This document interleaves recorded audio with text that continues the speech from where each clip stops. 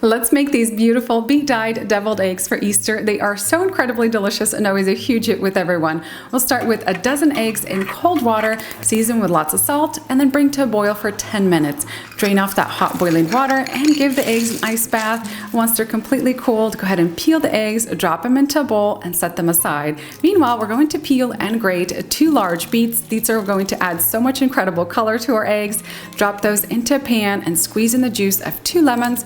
Pour over 6 cups of water and then bring this mixture to a boil for 5 minutes. I like to add some ice to cool it down a little bit quicker, and then drop in the hard-boiled eggs. Make sure they're completely covered, and then let them sit in the fridge for 3 to 6 hours until they're really nicely dyed. We're going to split them in half and carefully extract the egg yolk, place it into a separate mixing bowl, crush up the egg yolks, and I like to chop up some fresh dill and some fresh chives. These add lots of great flavor and color. Then add about 1/3 cup to 1/2 cup of mayonnaise, a couple tablespoons of Dijon mustard, a little bit of garlic powder, some ground black pepper, and of course some salt to taste.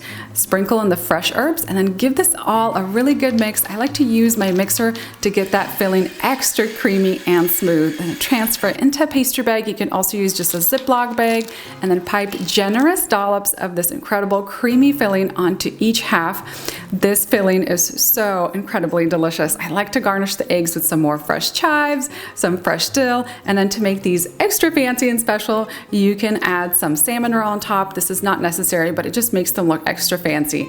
I can't wait for you guys to try these incredible deviled eggs. They are my favorite, and they are so perfect for Easter. I hope you guys enjoy them at home.